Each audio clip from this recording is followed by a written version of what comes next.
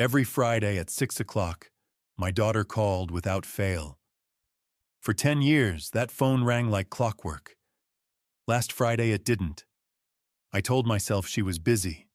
Overtime at the hospital, a dead battery. But by midnight, after 7 unanswered calls, I knew something was wrong. So I drove to her house quietly at dawn, planning not to overreact. The driveway was empty. The curtains were drawn. Then I heard something move inside her daughter's closet, a faint rustling sound, like fabric shifting against the wall. When I opened that door, what I found left me shaking. I'm truly grateful you're here with me right now. It means more than you know. Before we continue, tell me, where are you listening from today? Drop your city or country in the comments so I can see how far this story is traveling. And can I ask you something personal? How old are you? I genuinely want to know who I'm sharing these stories with. Just a gentle note.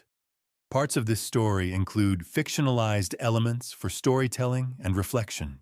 Any resemblance to real names or places is coincidental, but the message behind it is very real, and I hope it stays with you. Every Friday at 6 o'clock, my daughter Allison would call. For 10 years, that phone rang like clockwork. Last Friday, it didn't. I'm Paul Brennan, 63 years old retired electrician living in a quiet corner of Tennessee, where the hills roll gentle and folks still wave when they pass your house. For 40 years, I made my living tracing circuits, finding where the current went wrong, fixing what was broken. You'd think after all that time working with my hands, retirement would feel earned, peaceful even. It did mostly, especially on Fridays. 6 o'clock sharp, every single Friday, my landline would ring. Yeah, I still use a landline, sue me. On the other end would be Allison, my only daughter, calling from her place up north, 2.5 hours away by highway, but she might as well have been right there in my kitchen. That's how close we've always been. "Hey, Dad," she'd say, and I'd hear that smile in her voice. The same smile she'd had since she was 8 years old, standing in my workshop, asking why this wire went here and that one went there. "Because everything connects, sweetheart," I'd tell her. "You just have to trace it back to the source." She became a nurse instead of an electrician.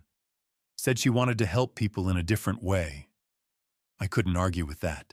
Allison had a gift for caring, for making folks feel safe when they were at their most vulnerable. That's what good nurses do. That's what she did. Our Friday calls usually lasted an hour, sometimes more. She'd tell me about her shifts at regional hospital. The long ones, the hard ones, the ones that made her question everything until a patient smiled and said thank you. I'd tell her about my week, the garden, the leaky faucet I'd finally fixed in the guest bathroom, how Mrs. Patterson down the street still brought me casseroles, even though I kept telling her I could cook just fine. And then Amelia would grab the phone, my granddaughter, 10 years old, smart as a whip, full of questions about everything. "Grandpa, when can I come visit Chum?" "This weekend, sweetheart, if your mom says it's okay." She'd visit most weekends, actually. Loved helping me in the garage, getting her hands greasy, learning how things worked. Just like her mother used to. Those Friday calls, they weren't just phone calls. They were the rhythm of my life. The thing I looked forward to more than anything else in my week. 6 o'clock every Friday without fail. Until last Friday. I was sitting at my kitchen table, coffee cooling in my favorite mug, the one Allison gave me 15 years ago, with "World's Best Dad" printed on the side. 5:58 p.m. I glanced at the clock. 2 minutes. The phone sat silent on the wall mount. Old rotary dial, cream-colored plastic, same phone I'd had since the 90s. Still worked perfectly. Why replace something that isn't broken? 6 o'clock came. 6:05, 6:15. I picked up the receiver, heard the dial tone, set it back down.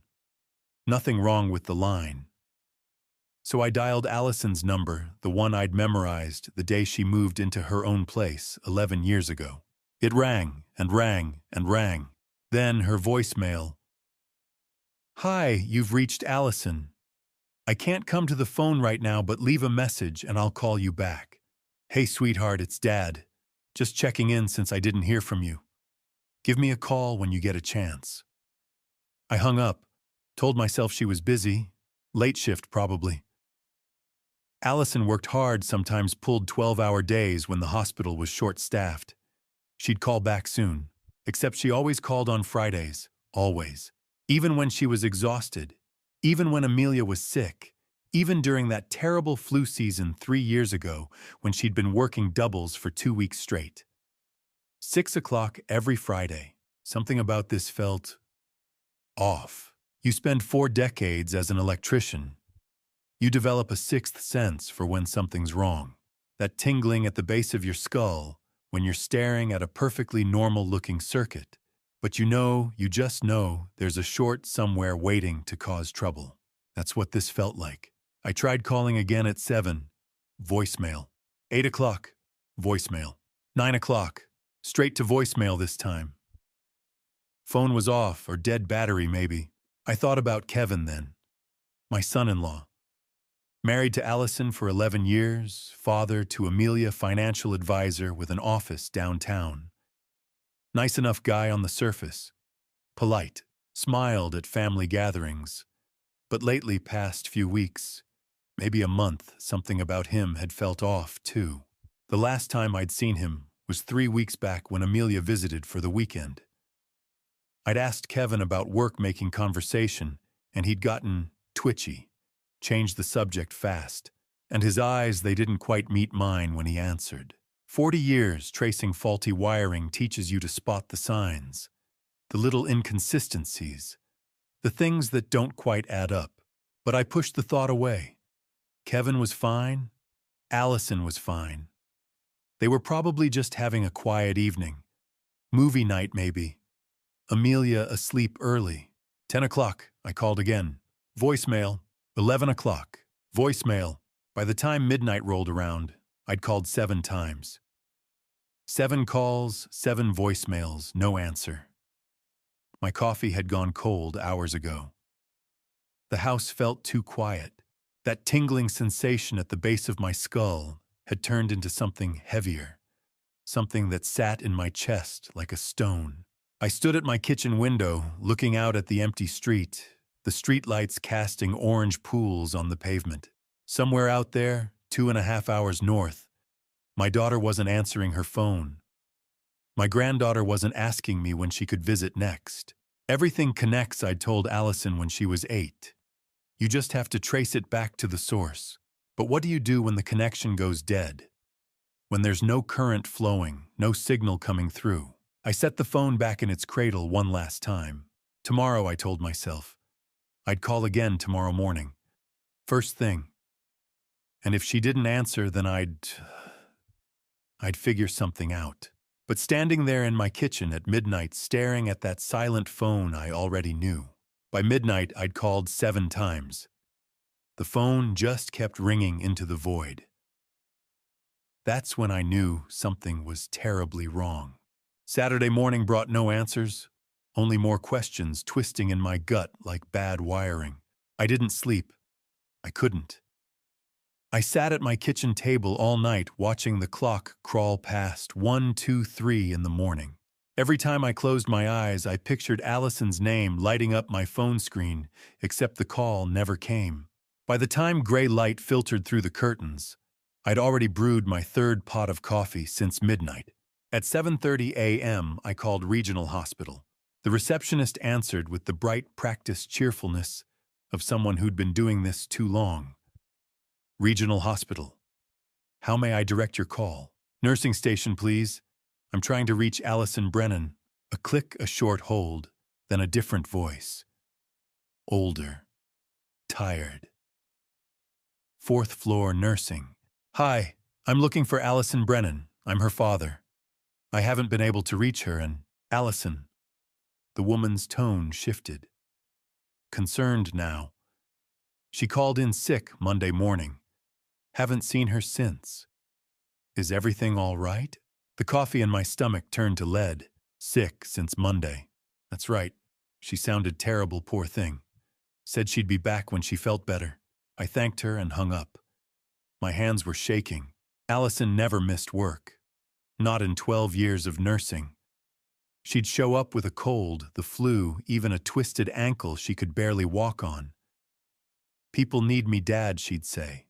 "I can't just not show up." I admired that dedication. Worried about it too. And now she'd been gone an entire week. I dialed Kevin's number before I could stop myself. 3 rings, then his voice smooth, easy. Too easy. "Paul, hey, everything okay? That's what I'm trying to figure out." I kept my tone steady. "I can't reach Allison. Her phone's going straight to voicemail. What's going on?" A pause. Just a fraction too long. "Oh yeah, I should have called you. Allison took Amelia on a little trip. They needed some space. You know how she gets."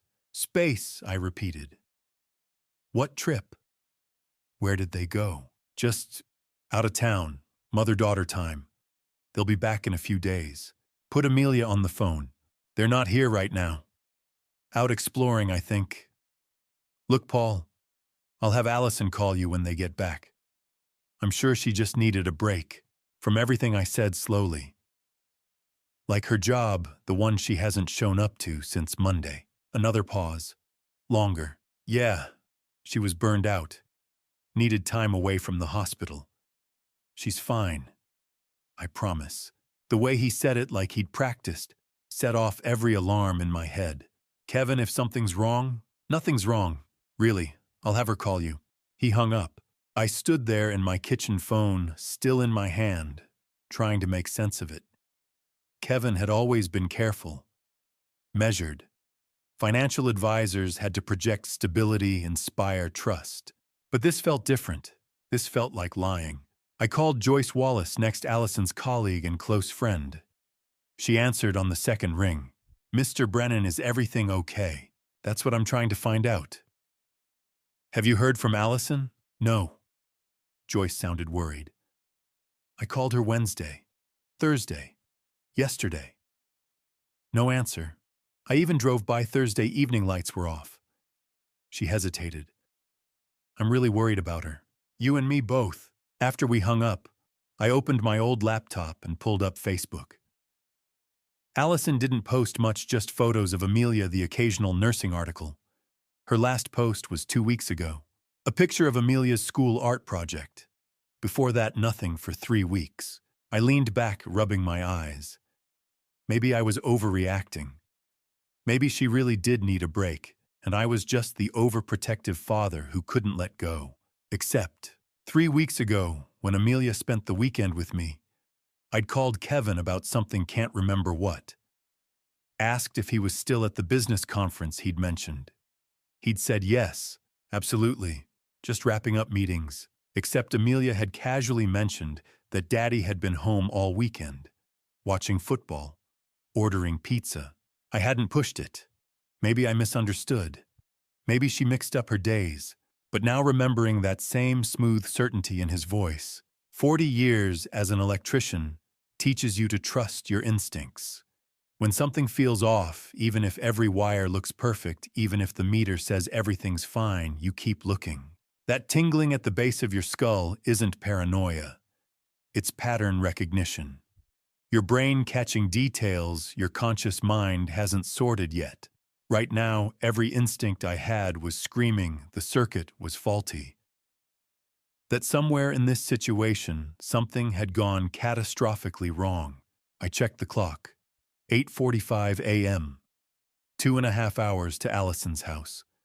If I left now, I'd be there before noon. But what if I was wrong? What if I showed up and she was fine and I'd made a fool of myself? Then I'd be a fool. I could live with that. What I couldn't live with was sitting here while that wrongness kept building inside me like pressure behind a dam. I went upstairs and threw clothes into an overnight bag.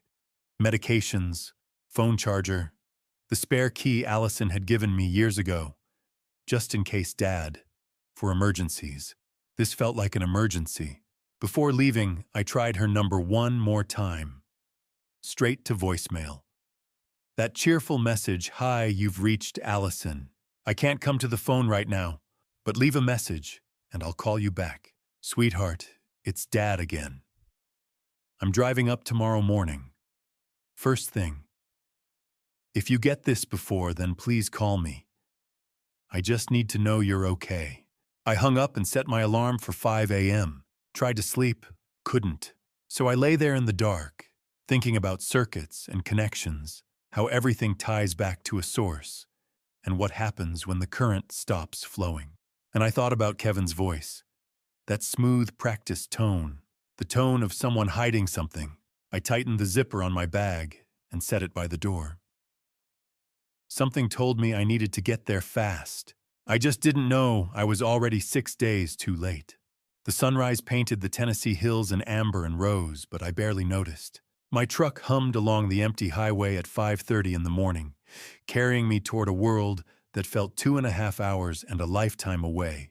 The coffee in my thermos had gone cold, but I kept sipping it anyway. Anything to steady my hands on the wheel. I'd made this drive hundreds of times. Every major holiday, every birthday.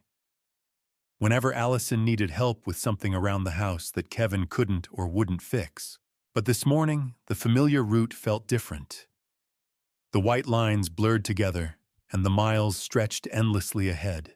My mind drifted to a warm afternoon when Allison was 8. We'd been rewiring the kitchen light fixture together, her small hands holding the wires while I stripped the insulation. "Daddy, why does this wire go here?" she'd asked, brown eyes wide. "Because everything's connected, sweetheart," I'd told her, showing how the ground wire completed the circuit. "You can't see electricity, but you can feel when something's wrong. When a connection's loose, there's a hum in the air. A warning." She'd nodded as if I'd shared a secret. Maybe I had. That memory shifted to Allison at 22, fresh out of nursing school. We'd sat on her apartment balcony watching the sunset. "I want to help people, Dad," she'd said. "The way you fix things. Make them work again when they're broken." I'd been so proud. She'd found her own way of completing circuits, healing people instead of wiring houses. Then came the wedding 11 years ago. I'd walked her down the aisle in a small church outside town, her hand trembling on my arm. Kevin stood at the altar in a rented tuxedo, polished smiles and confident gestures.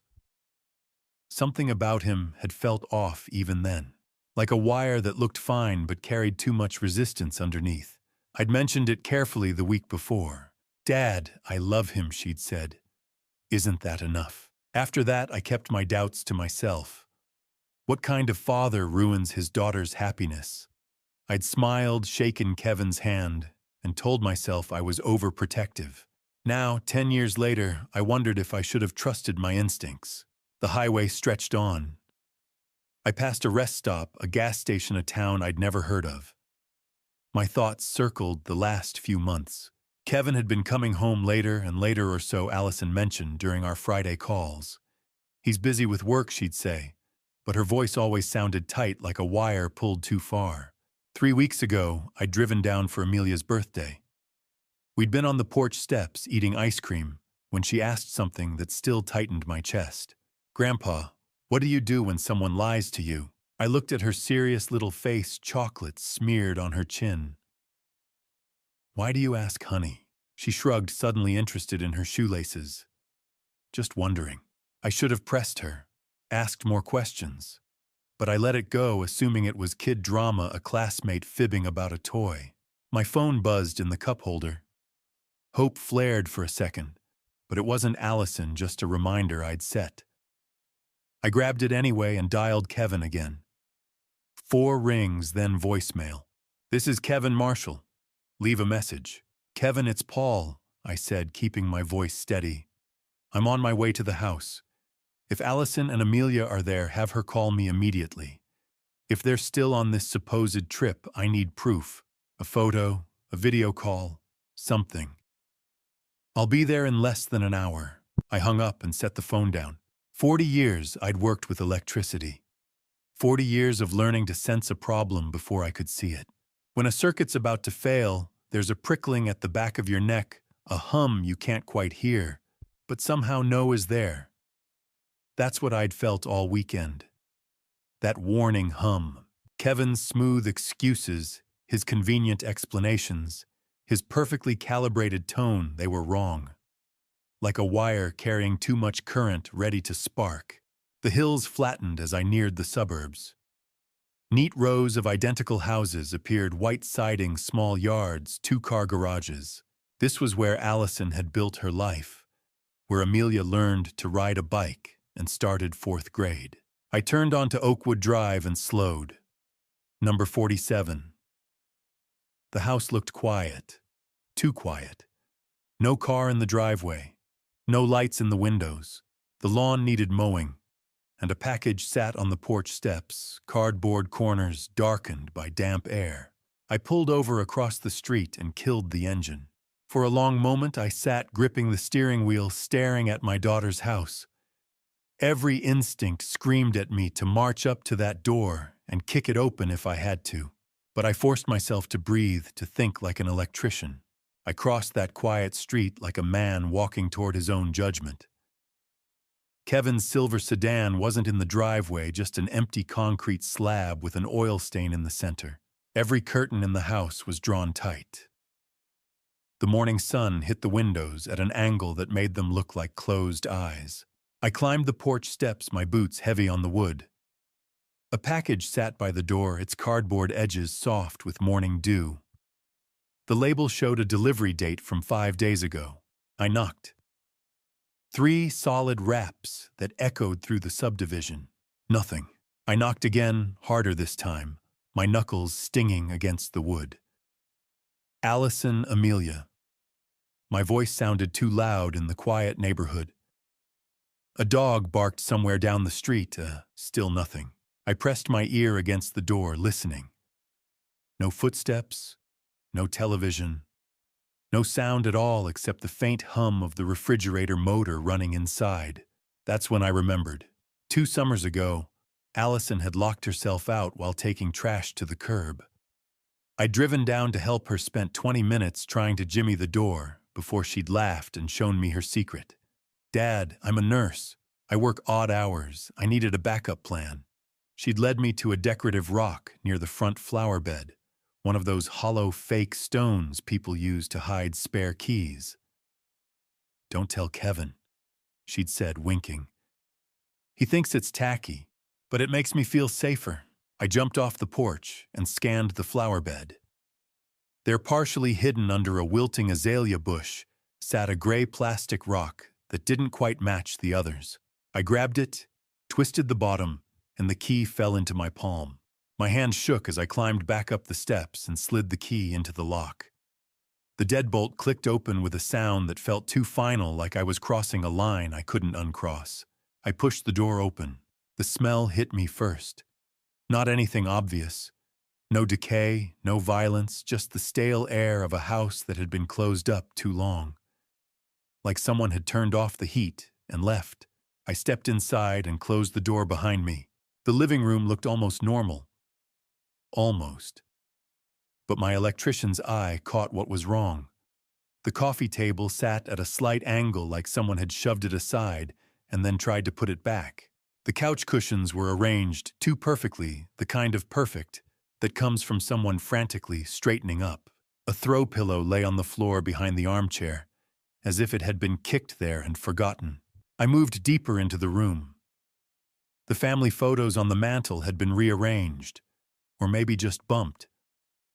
The carpet showed vacuum lines, but they ran in odd directions, overlapping in places, like someone had cleaned in a hurry, without thinking about the pattern.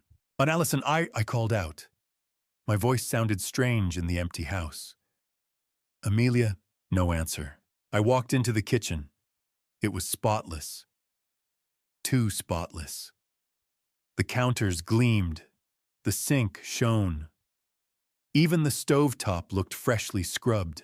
But when I opened the refrigerator, I found only beer bottles, Chinese takeout containers, and a half-empty gallon of milk that had expired 4 days ago. Nothing a 10-year-old would eat. No juice boxes, no string cheese, no leftovers in plastic containers with Amelia's name on them. I checked the dish towel hanging on the oven handle. It was damp, recently used. That's when I heard it. A soft sound from upstairs. So faint I almost thought I'd imagined it. A scratching like fingernails against wood. My heart hammered against my ribs. I moved to the stairs, my hand gripping the banister. The second floor was dark, all the bedroom doors closed. The scratching came again, barely audible, from Amelia's room. I took the stairs 2 at a time, my boots pounding on the carpet. When I reached the landing, I grabbed the doorknob to Amelia's room and threw it open. The room looked untouched. Pink curtains filtered the sunlight into a rosy glow. Stuffed animals lined the shelves in perfect rows. A backpack sat in the corner, school folders visible through the open zipper. Everything looked normal, lived in, loved, except for the sound. Scratch, scratch, pause, scratch, coming from the closet. I crossed the room in 3 steps and yanked open the closet door. There, curled up behind a pile of winter coats, was Amelia, my granddaughter. Her lips were cracked and bleeding, her skin pale except for the fevered flush on her cheeks. Her eyes, glassy and unfocused, barely registered my presence. Her small hands clutched the stuffed bunny to her chest, the same faded blue rabbit Allison had bought her 7 years ago. Its fur was matted with tears and sweat. "Grandpa," she whispered, her voice like dry leaves scraping against pavement. I dropped to my knees and gathered her into my arms. She weighed nothing, just bones and burning skin. When I pressed my hand to her forehead, the heat scared me. Her breathing came in shallow gasps, each one a struggle. "I've got you, sweetheart," I said, my voice breaking. "I've got you." She looked up at me, and for a moment I saw recognition in her eyes. "Grandpa." I heard Mama scream, and then everything went quiet. My hands shook as I pulled out my phone and dialed 911. 911, what's your emergency? "I need an ambulance," I said, trying to keep my voice steady. 47 Oakwood Drive. My granddaughter, she's 10 years old. Severe dehydration, high fever. She's been alone for... My voice caught. "Please hurry." I gave them the rest of the information while holding Amelia against my chest, feeling every labored breath she took. Her fingers dug into my shirt, weak but desperate. "How long, sweetheart?" I whispered into her hair. "How long have you been in there?" Her answer made my heart stop. "I don't know, Grandpa. I stopped counting after 7 days." The ambulance ride to Regional Children's Hospital took 20 minutes. It felt like 20 hours. Amelia drifted in and out of consciousness, her small hand gripping mine like I was the only solid thing left in her world. "Severe dehydration," the paramedic said, adjusting the oxygen mask over Amelia's face. "Malnutrition. This child has been alone for days." I didn't correct him. Didn't say it had been 7 days. I just held my granddaughter's hand and watched her chest rise and fall, each breath a small miracle. The ER was chaos. Doctors and nurses surrounded Amelia the moment we arrived, their movements precise and urgent. They transferred her to a gurney, hooked up IV lines, called out numbers I didn't understand. Someone tried to pull me back, but I wouldn't let go of her hand. "Sir, we need space to work." "I'm not leaving her," I said. A young doctor with kind eyes nodded. "Stay against the wall. Don't get in the way." I pressed myself into the corner and watched them save my granddaughter's life. Blood pressure cuff, temperature check, blood draws, more IV bags. The numbers slowly improved. The tension in the room gradually eased. After what felt like hours, but was probably 40 minutes, they moved Amelia to a private room. The IV drip continued steady and rhythmic. Monitors beeped softly. Her fever had started to come down. I pulled a chair close to her bed and sat down. My whole body ached from the drive, from the fear, from holding myself together when everything inside me wanted to break. 7 days. My 10-year-old granddaughter had survived 7 days alone. But how? Amelia stirred, her eyes opening slowly. They were clearer now, more focused. She looked at me and I saw recognition, real recognition, for the first time since I'd found her. "Grandpa," she whispered. "I'm here, sweetheart." I squeezed her hand gently. "You're safe now." She was quiet for a moment, her gaze drifting to the stuffed bunny they'd let her keep. It sat on the bedside table, matted and worn, but somehow still comforting. "Mama taught me," she said finally, her voice hoarse. "In case something bad happened." My throat tightened. "What did she teach you?" Amelia's eyes filled with tears. "Months ago.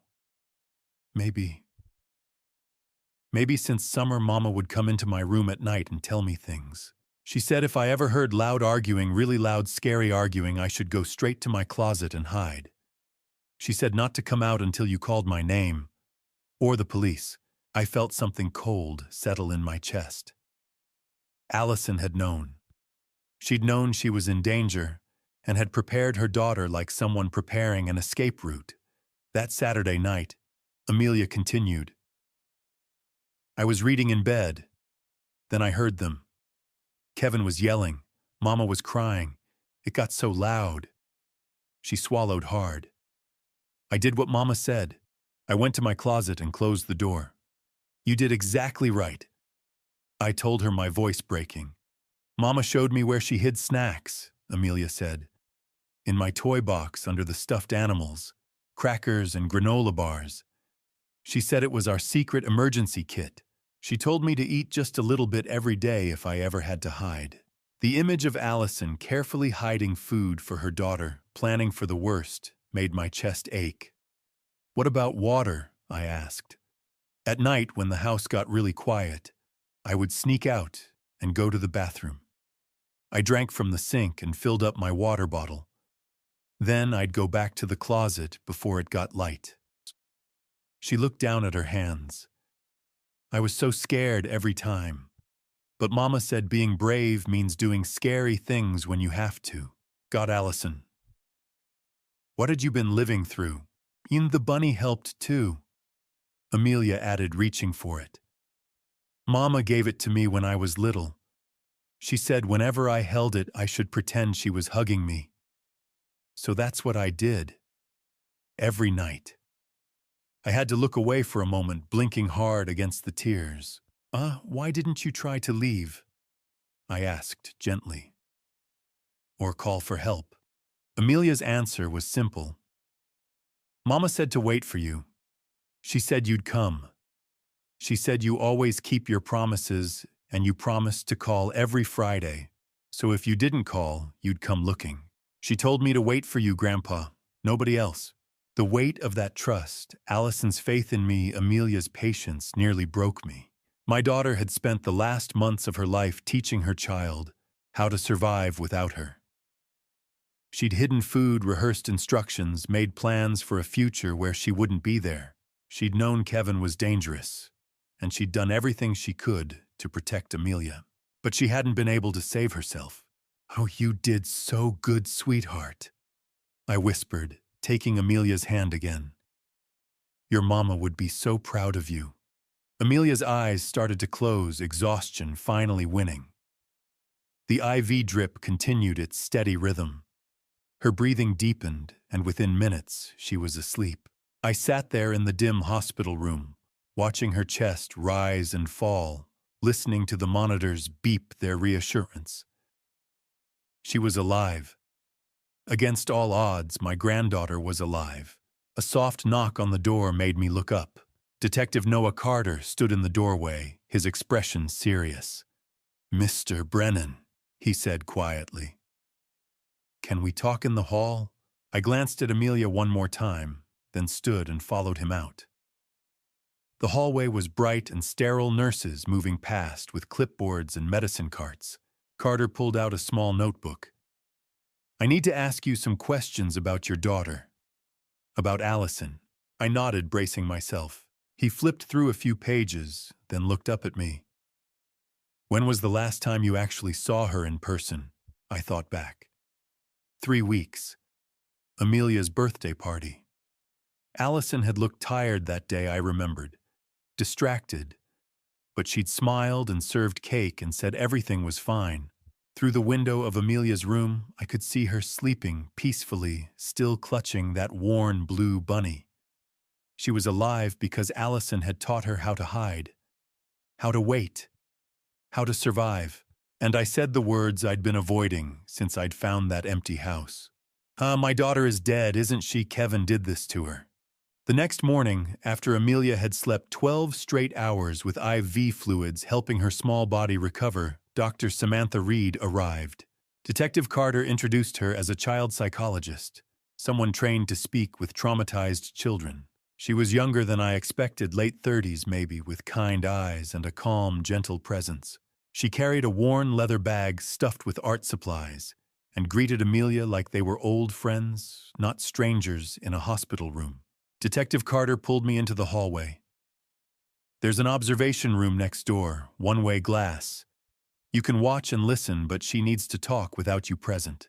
Kids sometimes hold back when family's in the room. I nodded. I need to hear it, even if it destroys me. He led me into a small room with darkened glass overlooking Amelia's bed. On my side, the window was a mirror. On theirs, it was clear. A small speaker crackled to life. Dr. Reed settled beside Amelia and spread out paper and colored pencils. "I heard you're very brave," she said softly. "Is it okay if we talk for a bit? You can draw while we talk." Amelia nodded and chose a blue pencil. "Can you draw what you remember from Saturday night?" Dr. Reed asked, gently. "Just the people." Amelia's hand moved slowly. 3 stick figures appeared. Above them, in careful letters, she wrote Dad. A woman. Mom. "Tell me about Saturday night," Dr. Reed said. "What do you remember?" Amelia's voice was barely above a whisper. Dad and a woman came to the door. It was late. After dinner. They were loud. What were they saying? They were yelling at Mom about money. The woman said Mom owed them something. Mom said no. She said she didn't have any money. My fists tightened at my sides. What happened next? Dr. Reed's tone remained steady. They got louder. Dad was mad. He said Mom was ruining everything. The woman said Mom was selfish. Amelia pressed harder on the paper, darkening the figures. Mom told them to leave. She said she was calling Grandpa. "God, Allison, you were trying to reach me." Then I heard... Amelia's voice cracked. Terrible sounds. Mama was crying. She was begging them to stop. She kept saying, "Please, please think of Amelia." Through the glass, I watched my granddaughter's face crumple. Dr. Reed handed her a tissue and waited. The woman said, "We have to finish this." And then Dad said Amelia stopped, her body rigid. "It's okay," Dr. Reed whispered. Dad said, "I'm sorry." Right before Mama stopped making any sound, I gripped the edge of the table to stay upright. My chest felt like wire pulled tight around it. Detective Carter's hand settled on my shoulder. "2 people," he murmured. "Your son-in-law and a woman. We need to identify her." I forced myself to think. "Chelsea," I said hoarsely. "Kevin mentioned someone named Chelsea once. An ex. He said it was over. Last name? Parker. I think Chelsea Parker. Allison once said Kevin acted strange when she came up." Carter made a note. "We'll find her.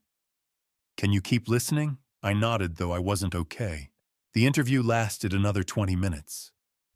Amelia described hiding in her closet, hearing footsteps, hearing her father say they needed to clean up, hearing the woman mention a storage unit. When it ended, Dr. Reed spoke briefly with Carter. Then I was allowed back into the room. Amelia looked impossibly small in that hospital bed surrounded by monitors and wires. When she saw me, she reached for my hand. "I'm sorry, Grandpa," she whispered. "You have nothing to be sorry for," I said. Nothing. That night, while Amelia slept, Carter got a call. Forensics had finished at the house. He needed to come in. Tuesday morning, he found me in the hospital cafeteria, staring into my 4th cup of coffee. He sat down across from me and placed a tablet on the table. I need to show you something. It won't be easy. Show me. He opened a series of photos. The living room I'd stood in days earlier, but under ultraviolet light. Purple-blue patterns glowed across the couch, the coffee table, the wall. Sprays, smears, areas someone had tried to scrub clean. Luminol Carter said, "It reacts to blood, even when it's been cleaned." I stared at the glowing evidence. "Your daughter fought back," he said quietly. "There are clear signs of a struggle. Defensive patterns." He paused. "But we still haven't found her body." The words felt unreal. "Kevin and Chelsea took her somewhere," I said. "We believe so. We're getting a warrant for all storage units tied to Kevin Marshall or anyone connected to him. We've issued a BOLO for Kevin and Chelsea Parker." I looked again at the images. Allison's living room transformed into a map of violence. The place where she'd made breakfast, folded laundry, lived her life, and where that life had ended. "Find them," I said. Carter's jaw tightened. "We will. And when we do, they'll answer for every second of what they did to your daughter." 5 weeks. 5 weeks of investigation, dead ends, and sleepless nights. 5 weeks of Amelia asking when we could have a funeral for her mother. 5 weeks until Detective Carter's call came. "Paul, we found her." An anonymous tip from a storage facility manager on the edge of town. He'd noticed a strange smell coming from Unit 42. When police arrived with a warrant, they found what we'd been dreading. I had to drive to the county morgue to identify the body. My hands shook on the steering wheel the entire way. The highway blurred past the same route I'd driven that Sunday morning 5 weeks ago, full of worry, but still hoping I was wrong. Now I knew I'd been right. I'd just been too late. The county morgue sat in a low brick building behind the hospital. Detective Carter waited for me in the parking lot, his face grave. "You don't have to do this," he said as we walked toward the entrance.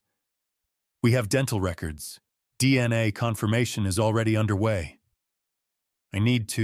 I told him. "I need to see her." Inside, the air was cold and smelled of chemicals. A medical examiner in blue scrubs met us in a hallway lined with filing cabinets. She was maybe 50, with kind eyes and a professional manner that came from years of delivering the worst news imaginable. "Oh, Mr. Brennan," she said gently. "I'm Dr. Helen Martinez. I'll be with you the entire time. If you need to step out at any point, that's okay." I nodded, not trusting my voice. She led us to a small viewing room. In the center sat a metal table covered by a white sheet. The shape underneath was unmistakable. "Are you ready?" Dr. Martinez asked. I wasn't. Would never be. But I nodded anyway. She pulled back the sheet, folding it carefully at Allison's shoulders. My daughter looked like she was sleeping. Her face was peaceful, almost serene. Her dark hair had been brushed back from her forehead. She looked younger than 34. She looked like the girl who used to help me wire light fixtures and ask endless questions about how electricity worked. Except for the marks around her neck, I couldn't look away from them. Faint bruising in a pattern I didn't want to understand, but couldn't help recognizing. Someone's hands had been there. Someone had taken her last breath. I could see she fought. I said, my voice barely above a whisper.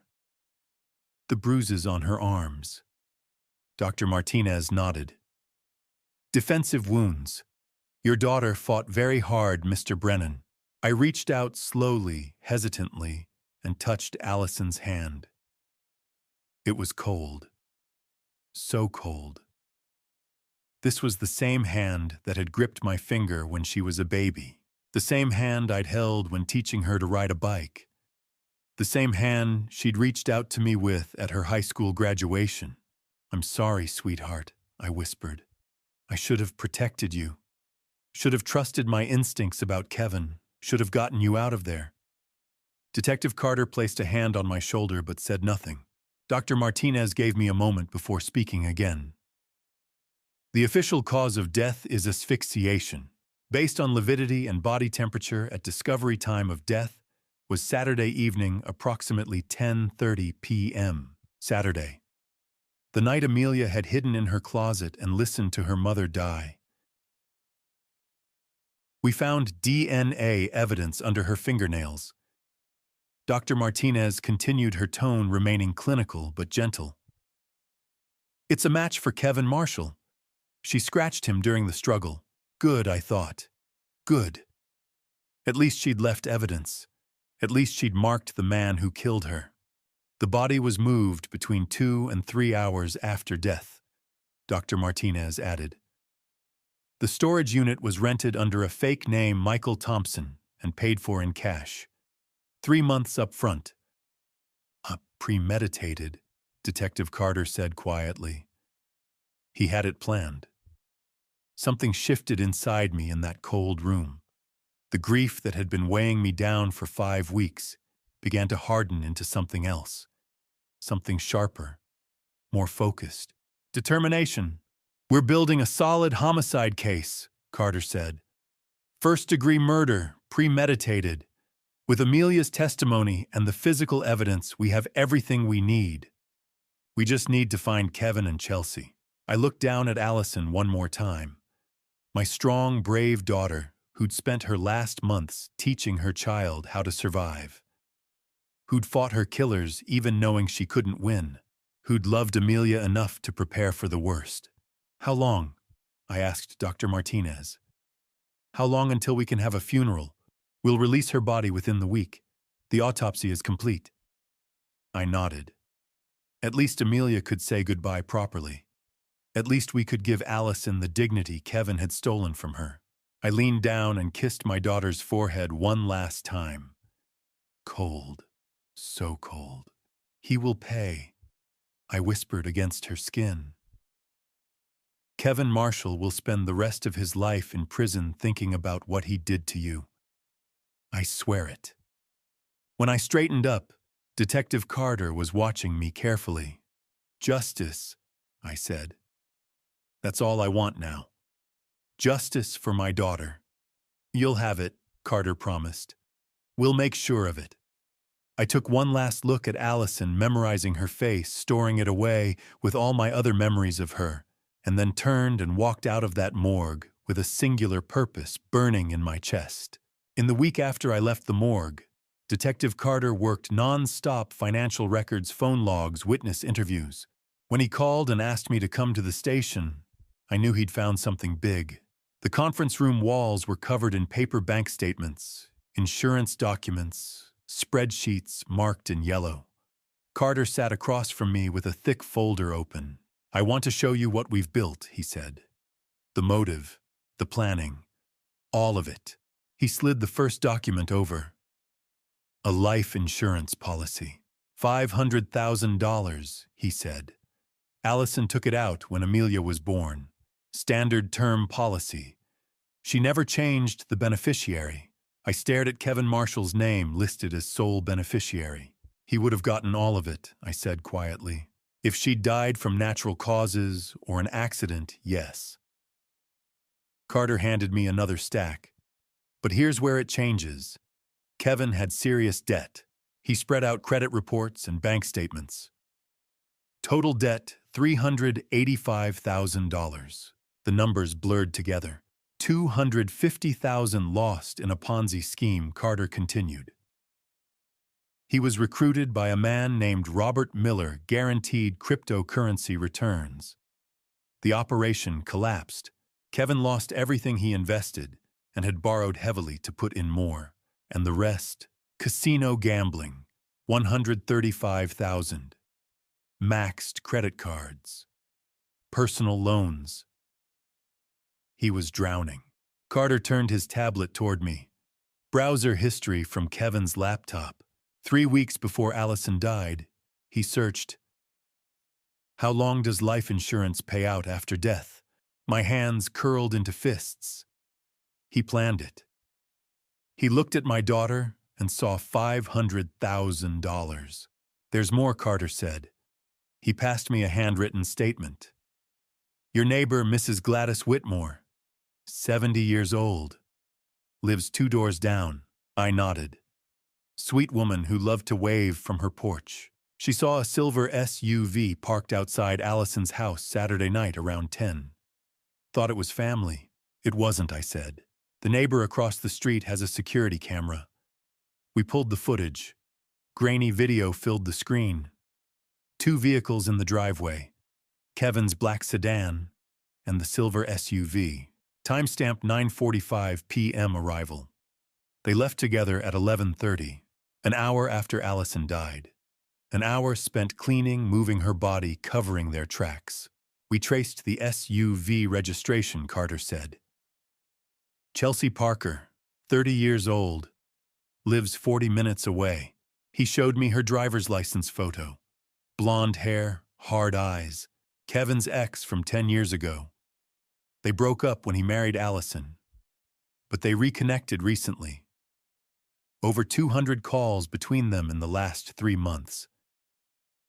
Long calls. She helped him, I said. She had reason to, Carter replied. Chelsea Parker has gambling debts too, around $80,000. Together they were buried. That insurance policy looked like an escape. I thought of Amelia's drawing. The woman at the door. The woman who said, "We have to finish this." Chelsea Parker had been there. She had helped murder my daughter.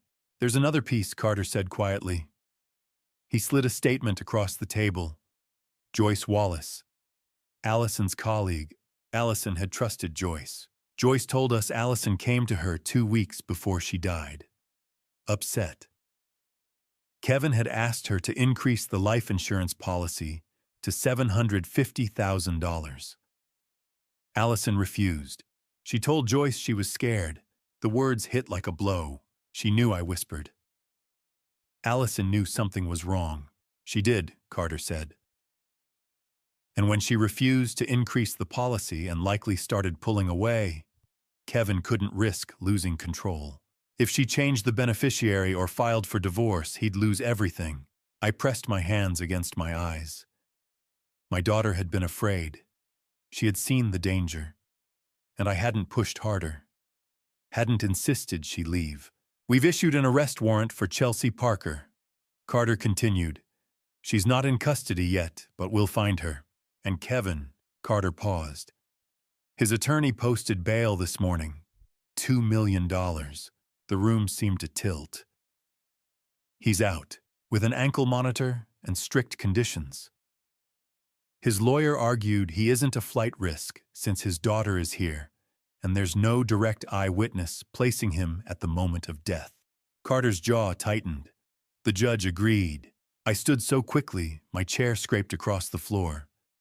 The man who killed my daughter is walking free, for now, Carter said evenly. But we're building a case that won't leave room for doubt. Financial motive, digital searches, surveillance footage, witness testimony. Your granddaughter's statement. It will be airtight. I looked down at the table, the insurance policy, the debt statements, the browser history, the security stills. A trail of greed and desperation, mapped out in black ink and pixels. Kevin hadn't acted in rage. He had calculated, planned, weighed the cost against the payout. $500,000. That was what he'd decided Allison's life was worth. And Chelsea, I asked. She'll face the same charges, Carter said. Conspiracy, first-degree murder, evidence tampering. We're not letting either of them slip away. I let out a slow breath. The grief was still there, heavy and suffocating. But beneath it, something else was forming. Resolve. That's when my real fight begins, I said quietly. Carter looked at me. Your real fight. Kevin Marshall's expensive lawyer just bought him temporary freedom. The man who took my daughter from me is walking around with an ankle monitor instead of handcuffs. I met his eyes. So yes, this is when my real fight begins. Carter didn't argue. He didn't need to. The evidence was on that table. The motive was clear. The plan was exposed. Now it was a matter of finishing what they had started in that courtroom, making sure Kevin Marshall and Chelsea Parker paid for every choice they made. And I would be there for every step of it. Fighting the legal system felt like repairing live wiring in the dark. Every time I thought I'd found the right connection, something else sparked and failed. 2 days after Kevin posted bail, his defense attorney made his move. Gerald Hawkins was exactly what I'd imagined: silver hair, tailored three-piece suit, a man who billed more per hour than I once earned in a week. He didn't hesitate. Kevin filed a police report claiming I had kidnapped Amelia from his house. Never mind that I'd found her half-starved in a closet after he'd abandoned her there for 7 days. Never mind that he and Chelsea had murdered my daughter. According to his version, I was an unstable grandfather who had broken in and stolen his child. Then came the motions filed so fast I could barely keep track. Motion to dismiss Amelia's testimony too young, too traumatized, unreliable. Motion to exclude the financial records circumstantial, irrelevant. Motion for a restraining order Paul Brennan prohibited from coming within 500 feet of Kevin Marshall, or contacting him in any way. And then Kevin went on local television. I watched it at Joyce's house, gripping the arm of her couch.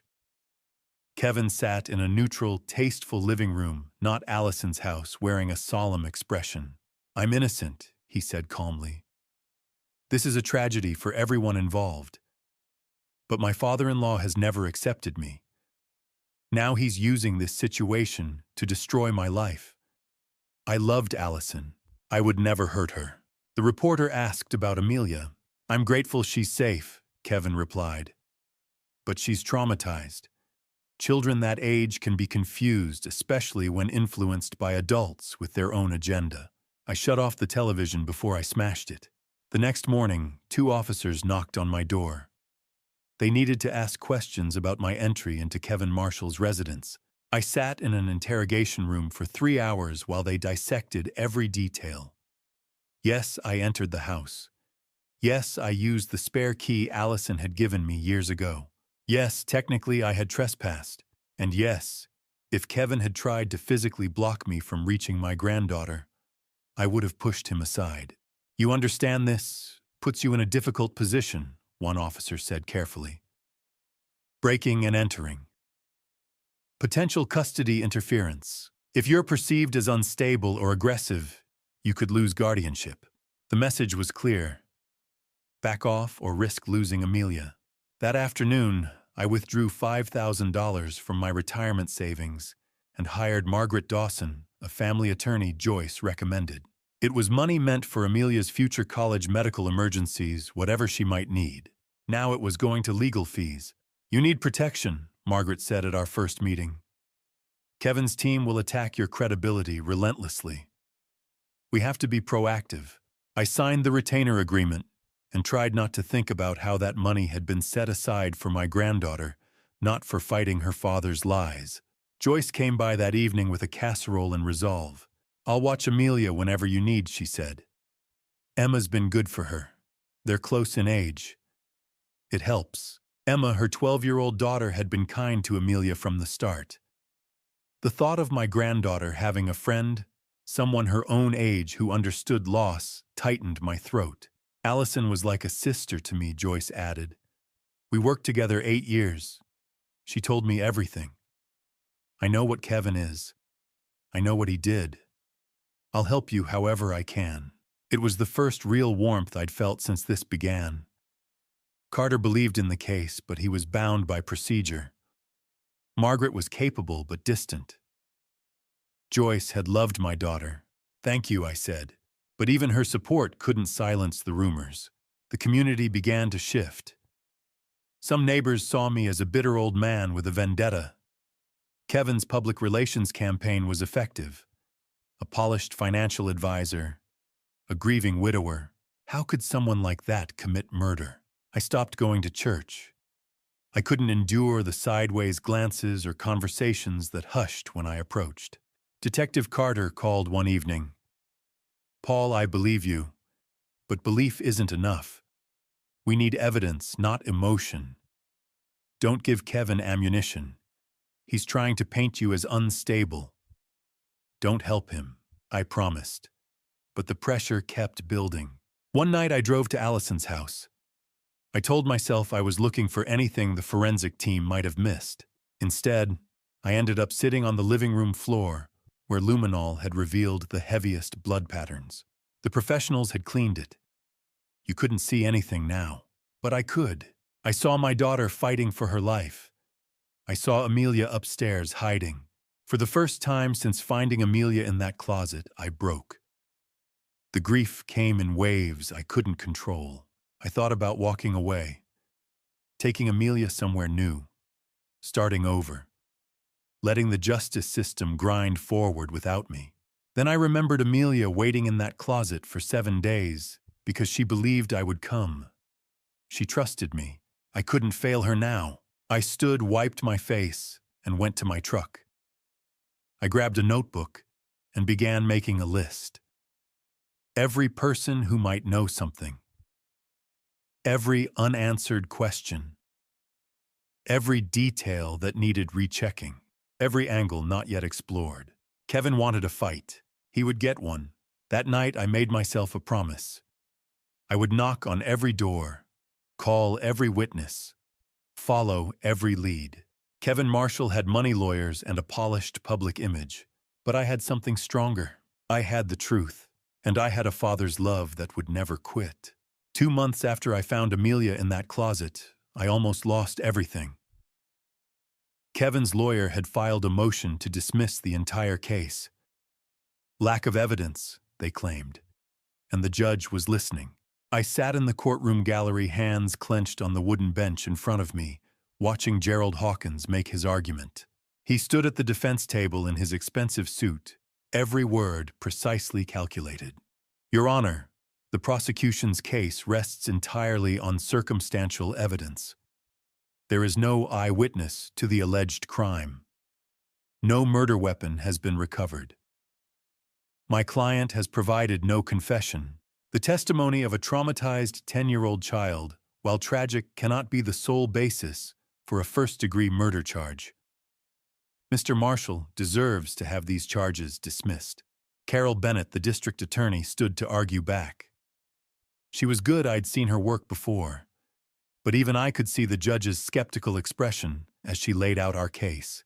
So the court will take this under advisement, the judge said finally. I'll issue my ruling within 48 hours. The gavel came down and my stomach dropped with it. Outside the courthouse, Detective Carter pulled me aside. His face was grim. We might lose this, Paul, he said quietly. I'm sorry. We did everything we could, but no, I cut him off. Not after we've come this far. There has to be something. Some piece we're missing. Carter squeezed my shoulder. If there is, we'll find it. But we're running out of time. That night, I couldn't sleep. I sat at my kitchen table at 1 a.m, surrounded by copies of every financial document Carter had shown me. Bank statements, credit card bills, insurance policies. I'd been through them a dozen times already, but I spread them out again, looking for anything, any detail I might have missed. That's when I saw it. Buried in Kevin's bank statements from 8 months ago, a deposit for $95,000. The notation read, MZ Consulting. I stared at it, my tired brain trying to make the connection. I'd seen this before. Carter had mentioned it in passing. But what was it? What was MZ Consulting? I grabbed my phone and called Carter. He answered on the third ring, his voice thick with sleep. Paul, it's past midnight. That deposit, I said. The $95,000 from MZ Consulting. What if it's connected to Kevin's debts? What if it's not legitimate business income? There was a pause. Then I heard rustling like Carter was sitting up. Hold on, let me pull up the file. I waited, my heart pounding, while he searched through his computer. MZ Consulting, Carter said slowly. I flagged it as unusual income, but Kevin's tax returns showed it as consulting fees. We didn't dig deeper because, he trailed off, because we were focused on the debts, not the income. Can you dig deeper now? I asked. I'll start first thing in the morning. He called me back 6 hours later. I hadn't gone to bed. Paul, you might have just saved this case, Carter said, and I could hear the excitement in his voice. MZ Consulting is a shell company. And it's connected to a Ponzi scheme investigation the FBI has been running for 2 years. The same Ponzi scheme Kevin lost money in. Exactly. But here's the thing, Kevin wasn't just a victim. He was a recruiter. 2 hours later, I was sitting in a conference room at the FBI field office. Carter had arranged everything. Across from me sat Gerald Patterson, a 45-year-old accountant, with tired eyes and a weathered face. "Mr. Brennan," Gerald said, shaking my hand. "Detective Carter told me about your daughter. I'm sorry for your loss." "Thank you," I managed. "The detective said you have information about Kevin Marshall." Gerald's expression hardened. "Your son-in-law cost me everything. I lost $180,000 in that Ponzi scheme. My retirement, my kids' college fund, everything I'd worked for." He pulled out a folder thick with documents. "But here's what you need to understand. Kevin Marshall wasn't a victim like the rest of us. He was part of it. He recruited 12 people into that scheme, including me." The words didn't quite register at first. "He recruited you. He gets 8% commission on every person he brings in," Gerald explained. "Do the math on 12 people investing an average of $100,000 each. That's $96,000 in commissions. $95,000. The mysterious MZ consulting deposit. Kevin spent it all on gambling," Gerald continued. "And then he borrowed more trying to chase his losses. That's why he's still $385,000 in debt, even after earning all that money. Your son-in-law is a professional con artist, Mr. Brennan. He's been lying to and stealing from vulnerable people for years." "Who did he target?" I asked, though I thought I already knew the answer. "Elderly people mostly. Immigrants who trusted him because he spoke their language. People who believed he was trying to help them." Gerald's voice was bitter. "If Kevin Marshall could steal the life savings of strangers without blinking, imagine what he'd be capable of doing to his own wife." The pieces clicked into place. This wasn't just a desperate man who'd killed for insurance money. This was a pattern, a history of calculated cruelty, evidence that Kevin Marshall was exactly the kind of person who could plan and execute a murder. 48 hours after the hearing, I was back in that courtroom, my hands gripping the bench again. But this time, Carol Bennett had new evidence to present. Gerald Patterson's testimony, the FBI's investigation, the proof that Kevin wasn't a desperate victim, but a habitual criminal. The judge looked over the documents for what felt like an eternity. Then he looked up. Based on the new evidence presented regarding the defendant's pattern of criminal behavior, the motion to dismiss is denied. This case will proceed to trial. For the first time since this nightmare began, I saw Kevin's face go pale. The confident smirk he'd worn throughout the hearing vanished. His lawyer leaned over to whisper something, but Kevin just stared straight ahead, his jaw tight. As the bailiff led him out of the courtroom, Kevin turned and looked back at me. Our eyes met, and in that moment I saw it, real fear. He'd been so confident, so certain that his money and his lawyers would save him. But justice was coming, and Kevin Marshall was finally beginning to realize that he couldn't buy his way out of this. While Kevin sat in his lawyer's office, confident and free on bail, Chelsea Parker was on the run. For 3 weeks, she'd paid cash at roadside motels, used burner phones, and jumped at every siren. The guilty always run, but they can't run forever. Detective Carter coordinated the manhunt with a precision I'd come to expect from him. He called me every few days with updates, keeping me in the loop even when there wasn't much to report. Chelsea had withdrawn cash from ATMs across 3 states, Tennessee, Kentucky, Ohio. She stayed at cheap motels, never more than 2 nights in the same place. She used prepaid credit cards and burner phones that were impossible to trace. Somewhere along the way, she dyed her hair from blonde to dark brown and started wearing glasses. "Why, she's smart," Carter told me during one call. "Or scared enough to be careful." but everyone makes mistakes eventually. The breakthrough came from an unexpected source. Megan Parker was 27 years old and Chelsea's younger sister.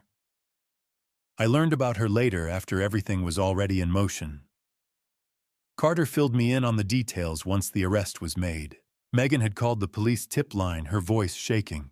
"Oh, I love my sister," she'd told the detective who answered.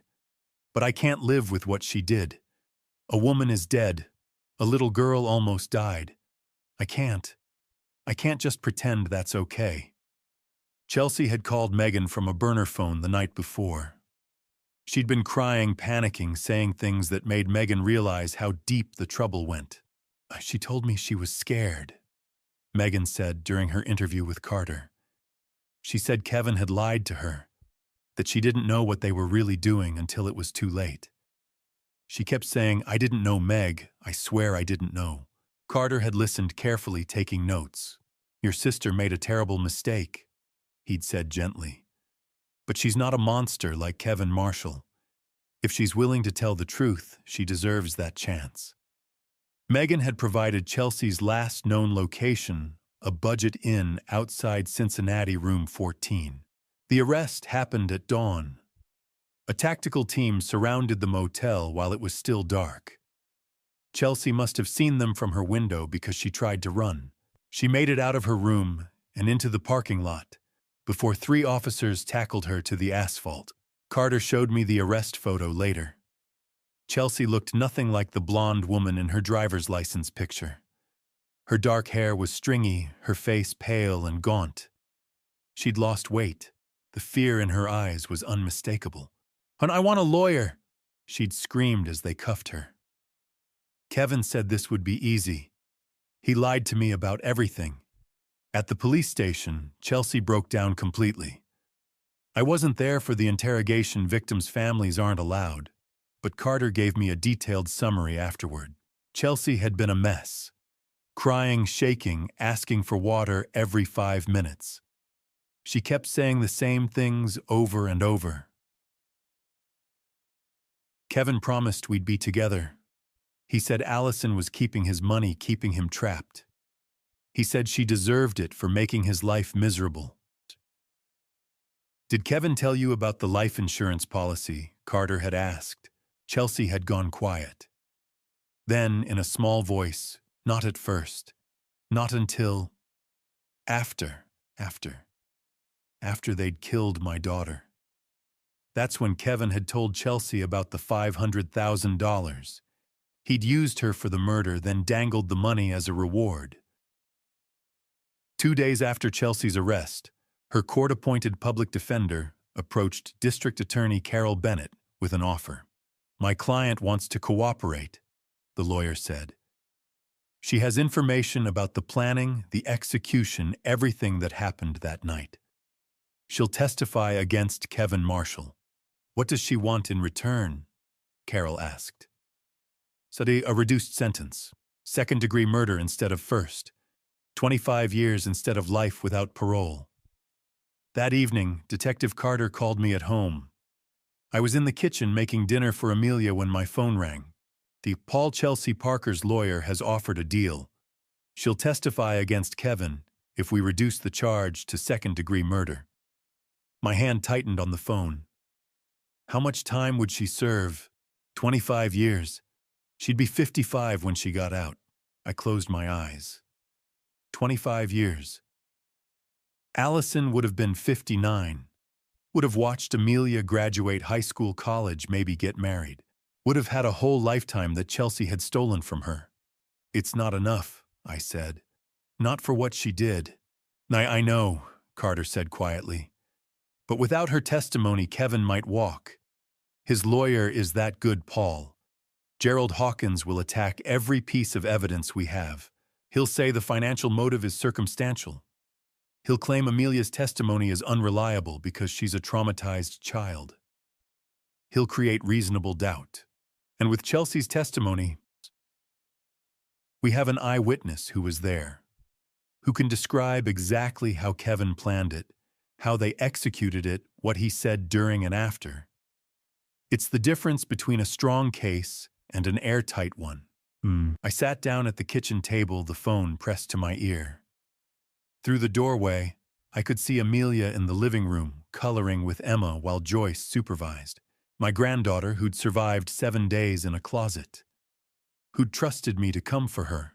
What happens if I say no? I asked. Carol Bennett can offer the deal without your approval, but she wants to know how you feel.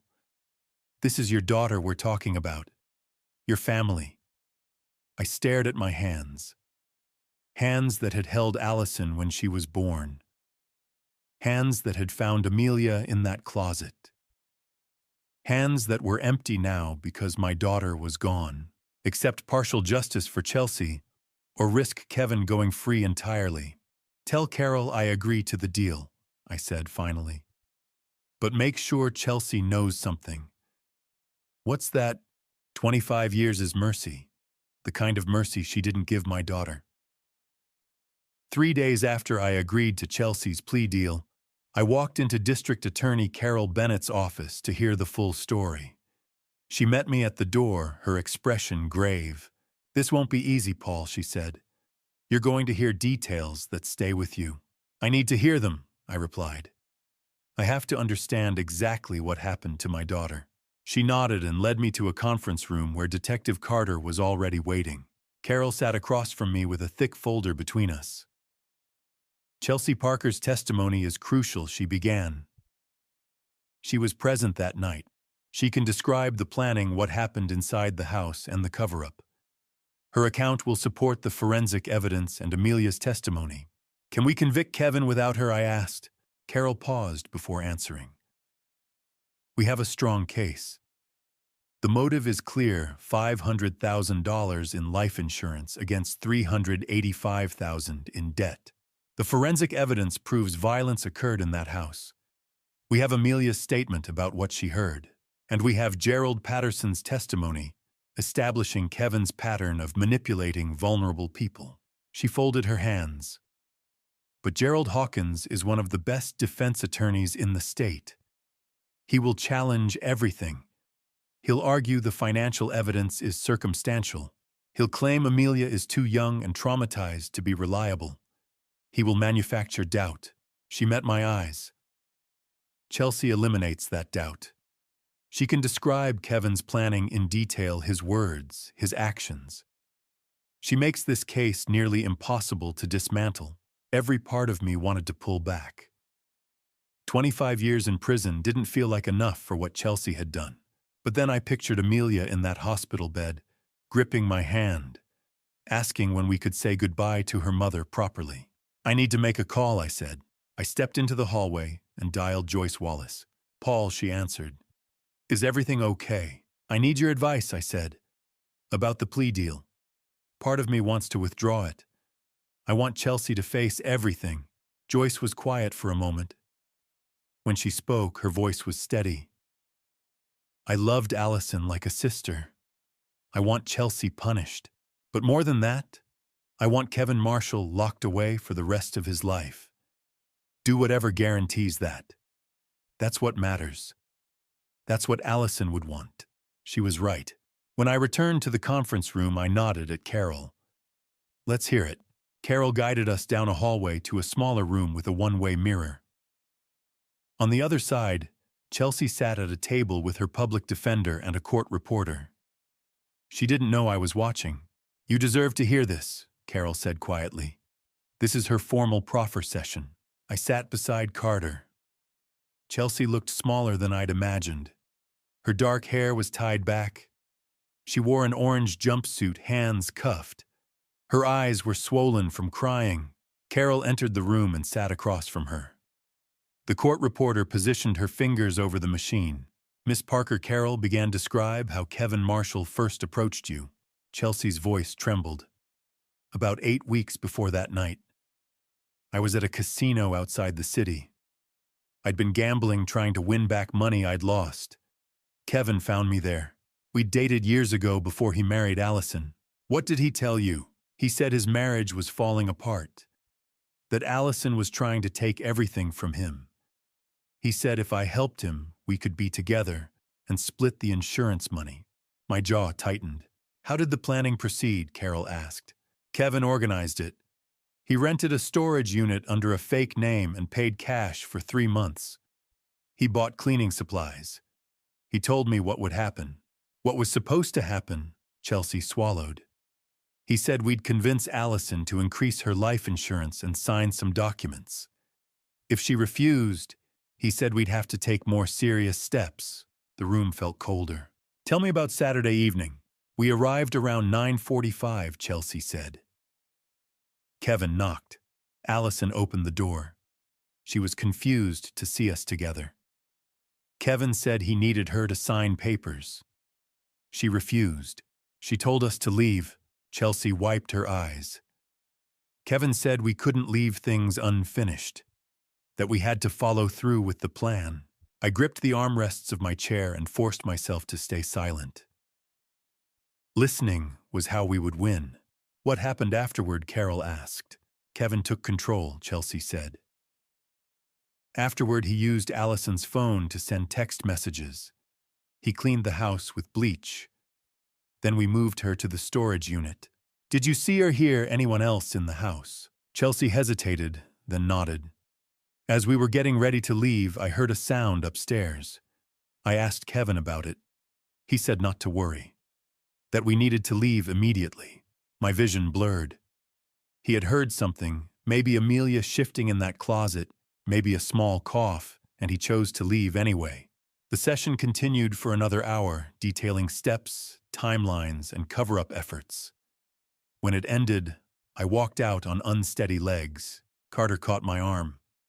You okay? No, I said honestly. But I will be when Kevin is convicted. Carol joined us. We're setting trial for early November. That gives us 8 months to prepare. With Chelsea's testimony, the forensic evidence, Amelia's account, and Gerald Patterson's information, we're building a case Kevin's money can't undo. 8 months. 8 more months of waiting. As I drove home that evening, I replayed Chelsea's words. Kevin had heard a sound upstairs. He had known someone might be there, and he left. It wasn't just greed. It wasn't only about $500,000 or gambling debts. It was about a man so consumed by himself that the possibility of a 10-year-old child upstairs didn't matter enough to check. I would make sure a jury understood that. Every single one of them. 12 months. 1 full year since Kevin ended my daughter's life. 365 days of investigation, evidence gathering, and fighting through a legal system that sometimes felt designed to protect the guilty. Now finally we stood in a courtroom where truth would have its voice. I walked into the courthouse on that cold November morning with Joyce beside me. Amelia had stayed home with Emma. We'd decided she didn't need to see any of this until it was her turn to testify. The media had turned out in force. Cameras, microphones, reporters shouting questions about the shocking murder case. I walked past them all without saying a word. Inside the courtroom, the jury had already been selected. 7 women, 5 men ranging from their 20s to their 60s. I'd studied each of their faces during selection, trying to read who they were, what they believed, whether they'd see through Kevin's lies. Kevin sat at the defense table in an expensive navy suit, his hair neatly trimmed, looking for all the world like an innocent man wrongly accused. That was Gerald Hawkins's strategy, make Kevin look sympathetic, while pinning everything on Chelsea Parker. All rise, the bailiff called. Judge Patricia Morrison entered and took her seat. She was in her late 50s with sharp eyes that missed nothing. Carol had told me Judge Morrison had a reputation for running a tight courtroom and not tolerating games from either side. The prosecution may give its opening statement, Judge Morrison said. Carol Bennett stood and walked to the jury box. She looked at each juror in turn before speaking. This is a case about greed. She began, her voice clear and strong. About a man who looked at his wife and saw only a paycheck. $500,000. That's the price Kevin Marshall believed Allison Brennan's life was worth. She paused, letting that sink in. Over the next several days, you'll hear testimony about Kevin Marshall's debts. $385,000 he owed to casinos, to the victims of a Ponzi scheme he helped run to loan sharks and credit card companies. You'll hear about how he planned this crime for weeks, renting a storage unit under a fake name, buying cleaning supplies, rehearsing his story. Carol's voice softened. But you'll also hear from a 10-year-old girl named Amelia, a child who survived 7 days alone in a closet because her mother taught her how to hide, a mother who knew she was in danger but couldn't escape in time. I watched the jury. Several of the women had already started to tear up. The evidence will show that Kevin Marshall murdered his wife for insurance money, Carol continued. And then he left his daughter to die because checking on her would have been inconvenient. Listen to the evidence. Look at the facts. And when you do, you'll see exactly what Kevin Marshall is, a man who values money more than human life. She sat down. The courtroom was silent. Gerald Hawkins stood next. Where Carol had been passionate, he was smooth, likable, the kind of lawyer who made you want to trust him. Kevin Marshall is not a saint, Hawkins began. He made mistakes. He got into debt. He made poor financial decisions. But he is not the cold-blooded killer the prosecution wants you to believe. Hawkins walked toward the jury, his hands open in a gesture of honesty. The real villain in this case is Chelsea Parker, a manipulative woman who rekindled an old romance with Kevin, seduced him, convinced him to help her, and then took matters into her own hands. Kevin Marshall was in another room when Allison died. He didn't know what Chelsea was doing until it was too late. I felt my jaw clench. Lies, all lies. Chelsea Parker has admitted her guilt. Hawkins continued. She's serving 25 years in prison, but she made a deal with prosecutors to testify against Kevin in exchange for that reduced sentence. Ask yourselves, what is her testimony really worth? Can you trust a woman who would do anything to reduce her prison time? He paused. Kevin Marshall is a victim here too, a victim of Chelsea Parker's manipulation. And I ask you to keep an open mind as you hear the evidence. The first witness was a forensic expert who testified about the blood evidence found in Allison's living room. The luminol photos were displayed on screens throughout the courtroom. Even cleaned the room had glowed with traces of what had happened there. DNA was recovered from under the victim's fingernails, the expert said. It matched Kevin Marshall. Meaning she scratched him during a struggle? Carol asked. Yes. Mrs. Gladys Whitmore took the stand next. At 73, she was sharp as ever, wearing a floral dress and pearls. I saw a silver SUV parked outside the Brennan house that Saturday night, she testified. Around 10 o'clock. Are you certain of the time? Carol asked. Positive. I just finished watching my television program.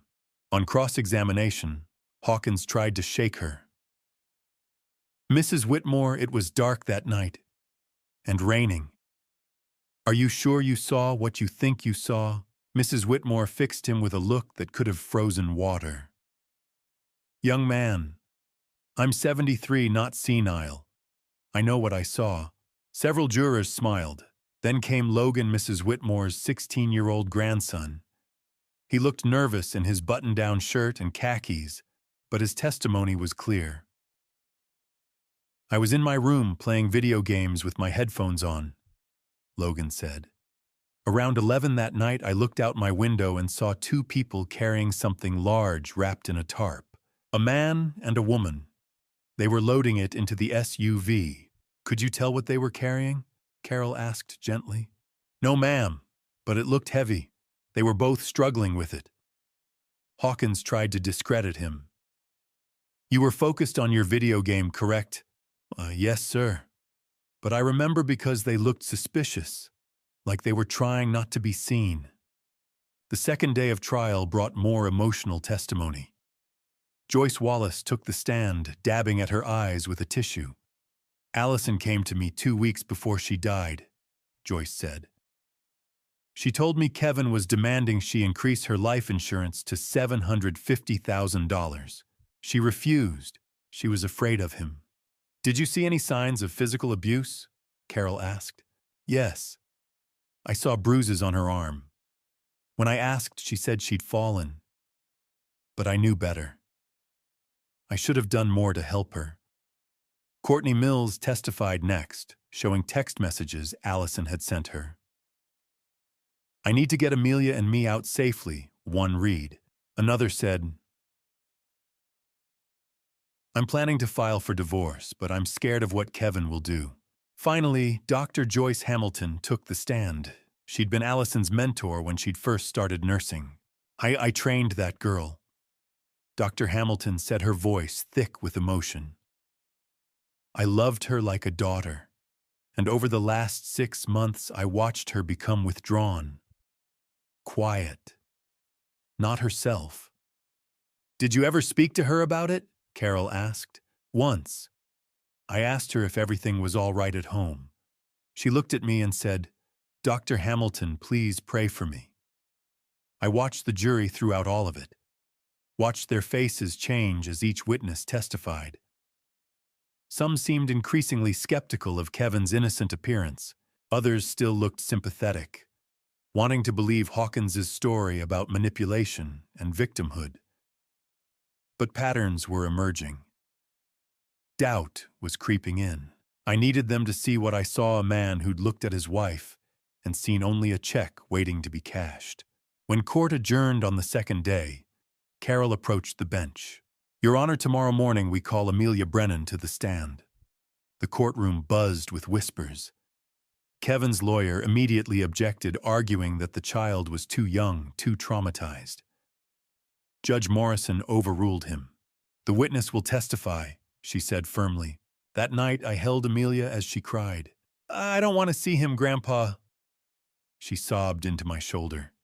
I know, sweetheart, I said, stroking her hair. But your mother taught you to be brave. Tomorrow we need that bravery one more time. For her. Before I share what Amelia said on that witness stand, I need to know you're still here with me. A 10-year-old child is about to look her father in the eyes and tell a jury the truth about what he did. If you think she's brave beyond measure, type brave in the comments below. Let me see it. Quick reminder. This story includes some fictional elements created for educational purposes. If you'd rather not continue, you're welcome to exit now. But if you want to hear how this little girl found the courage to speak her truth, stay with me. Trial Day 3. The courtroom was more crowded than before. Rumor had spread that a 10-year-old child would testify against her own father. I arrived early with Amelia and Dr. Samantha Reed. My granddaughter wore a simple blue dress, her hair pulled back in a neat ponytail. The stuffed bunny was tucked in my jacket pocket just in case. She looked so small standing there in the hallway. But I'd learned something over the past year. Small doesn't mean weak.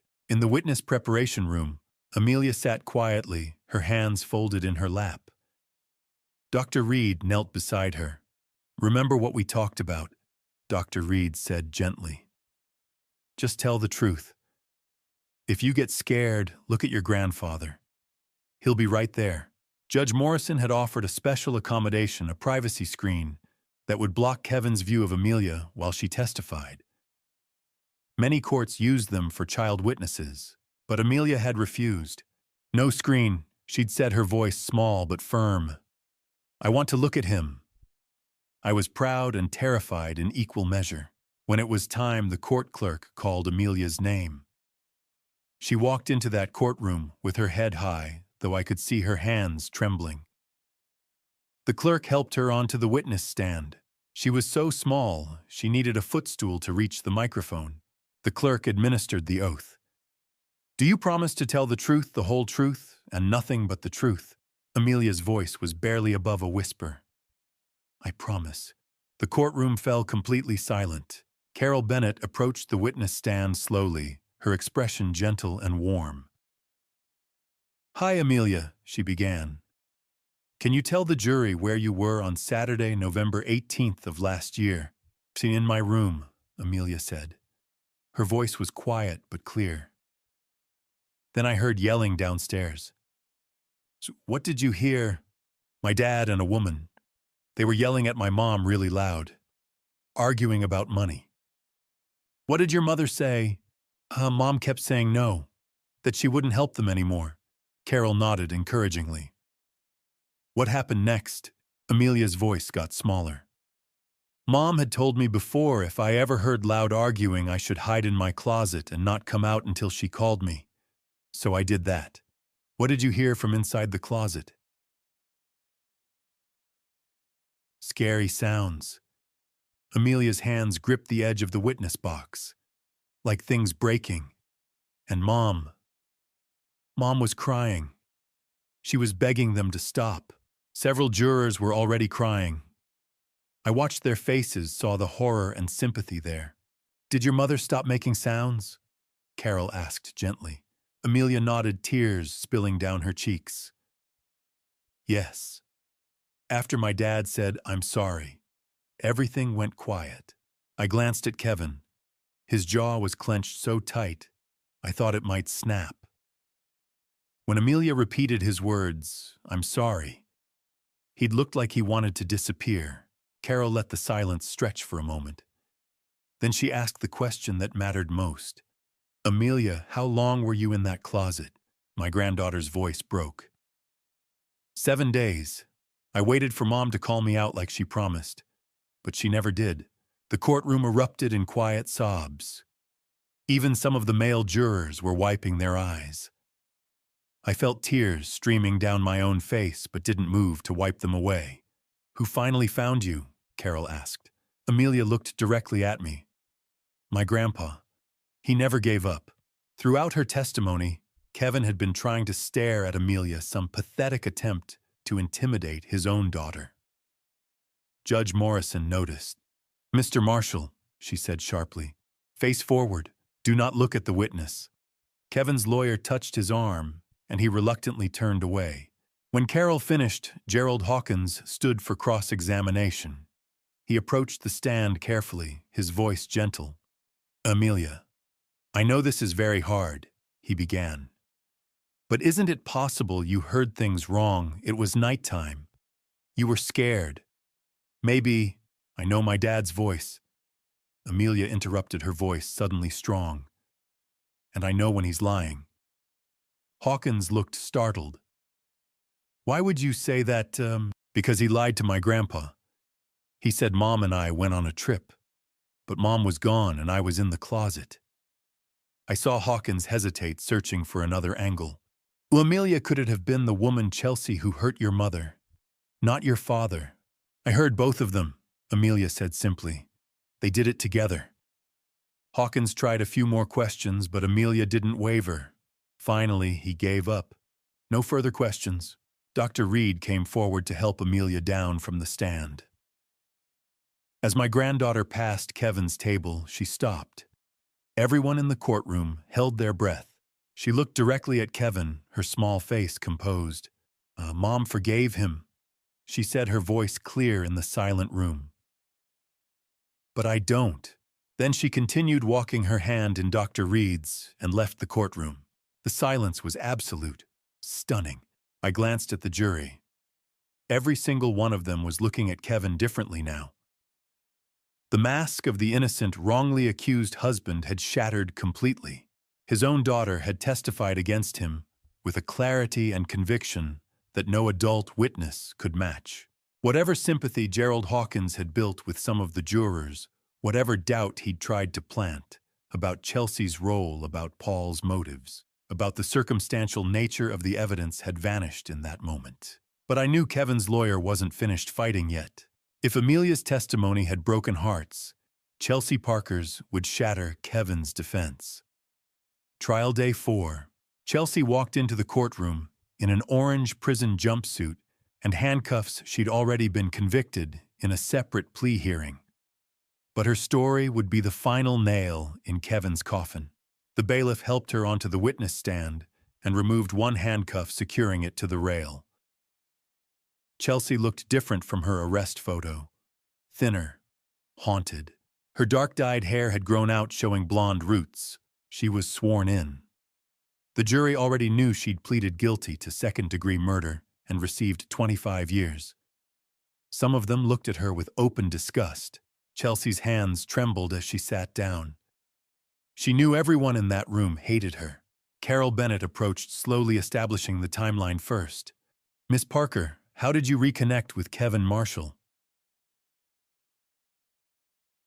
"We met at a casino about 10 weeks before Allison died." Chelsea said, her voice barely audible. "Kevin was charming. He said his marriage was over, that he still had feelings for me." "When did the planning begin?" "About 8 weeks before. Kevin said, 'I need your help with something. Can you keep a secret?'" "What was the plan?" Chelsea swallowed hard. "Kevin said Allison was keeping his money, that she'd updated her life insurance policy and he deserved half of it. He asked if I would help him, convince her to cooperate." "Did you know it was a plan to end Allison's life?" Chelsea tried to maintain her innocence. "At first he said we'd just scare her. I didn't know. I didn't realize it would go that far." Carol's voice turned sharp. "But you helped plan the storage unit rental. You purchased cleaning supplies. That sounds very premeditated, Miss Parker." Chelsea's composure cracked. "Okay, yes. Kevin laid it all out. He said we'd make it look like she ran away. We'd split the insurance money and start over in Mexico." The jury's faces hardened. "Tell us what happened on Saturday night, November 18th. Chelsea took a shaky breath. "We arrived at the house around 9:45. Kevin was very angry. He'd just found out Allison had discovered all his debts. When we went inside, Kevin demanded she sign financial power of attorney papers giving him control of everything. What did Allison say? She refused, said she was done enabling him, that she was filing for divorce. What happened then? Kevin lost it." Chelsea's voice dropped to almost a whisper. "He grabbed her. She tried to fight back. I helped hold her while she struggled. Kevin said, 'If you won't help me willingly, I'll do it another way.' And we took her last breath." The courtroom fell into horrified silence. Carol let that sink in before asking the question that mattered most. "What happened after Allison died?" "We wrapped her in a tarp." Chelsea said, tears streaming down her face. "Started carrying her out to my SUV. That's when I heard a noise from upstairs. I asked Kevin, 'What about Amelia? Is she home?'" The jury leaned forward. "And what did Kevin say?" Chelsea's voice broke. "He said, and I'll never forget this, she's probably at a sleepover. Even if she's here by the time anyone finds anything, we'll be in Mexico with the money." Several jurors gasped. One woman covered her mouth in horror. Kevin had known, had heard something upstairs, and he'd deliberately chosen to leave his daughter to die rather than check on her. "What did you do to cover up the crime?" Carol continued. Kevin used Allison's phone to send fake text messages, made it look like she'd left voluntarily. He assured me the police would never suspect us." Throughout Chelsea's testimony, Kevin sat at the defense table, shaking his head, muttering lies under his breath. His lawyer kept objecting, "Hearsay, self-serving testimony." But Judge Morrison overruled most of them. When Carol finished, Gerald Hawkins stood for cross-examination. His approach was brutal. "You're lying to save yourself, aren't you?" he demanded. "You made a deal with prosecutors. 25 years instead of life. You'd say anything to get that reduced sentence." Chelsea was crying now. "Yes, I made a deal. Because I'm guilty. But Kevin's guilty too. He planned everything. Isn't it true that you manipulated Kevin? That you needed money for your gambling debts?" I had debts," Chelsea admitted. "But Kevin had more. And Kevin had the life insurance policy. This was his plan." Hawkins pressed harder. How convenient to blame the man who can't run away, because he's the defendant in this case. Chelsea's composure finally shattered completely. "I'm guilty!" she shouted. "I know that I'll spend 25 years in prison thinking about what I did," but Kevin was the one who looked at his wife and saw an obstacle. "He's the monster. I was just stupid enough to believe he loved me." The outburst stunned the courtroom. Even Hawkins seemed taken aback. Judge Morrison called for order. Chelsea was crying so hard she could barely breathe. A bailiff brought her tissues. I watched it all from the gallery, feeling absolutely nothing for Chelsea Parker. Her apologies wouldn't bring Allison back. Her tears wouldn't erase what she'd done. But watching Kevin's defense collapse piece by piece that mattered. When Chelsea was finally excused, she was led out of the courtroom in handcuffs. She didn't look at anyone. Carol Bennett stood and addressed the judge. "Your Honor, the state rests its case. The foundation was solid. Forensic evidence, witness testimony, Amelia's heartbreaking account, and now Chelsea's detailed confession that corroborated everything." It was the defense's turn. Gerald Hawkins rose slowly, buttoning his expensive suit jacket. He looked at the jury, then at Judge Morrison. "Your Honor, the defense calls Kevin Marshall to the stand." My blood ran cold. Kevin was going to testify. He was going to try to lie his way out of this the same way he'd lied his way into my daughter's life. But this time, I would be watching. And so would 12 jurors who had already heard the truth. Kevin Marshall took the witness stand like a man who'd rehearsed his role 100 times. Confident. Wronged. The victim.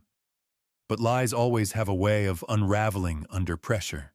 And I was sitting in the front row, ready to watch every thread get pulled. He was sworn in, wearing an expensive charcoal suit, clean-shaven, his hair perfectly combed. He looked at the jury, making eye contact with each of them, trying to establish some kind of connection. Gerald Hawkins approached with his prepared questions. "Did Kevin tell the jury about your marriage with Allison?" Kevin's voice was measured, coached. "We had our problems. Money was tight. I made mistakes getting into debt. But I loved Allison. I loved her deeply. Did you ever hurt your wife?" "Never. Not once in 11 years of marriage." "Do you know how Allison died?" Kevin's face arranged itself into an expression of grief. I thought maybe she'd left, or that someone else had hurt her. Maybe Chelsea acting alone. Why would Chelsea hurt Allison? Chelsea was obsessed with me. She wouldn't let go of our past relationship. Maybe she eliminated Allison out of jealousy. I watched from my seat, my hands clenched on the armrests.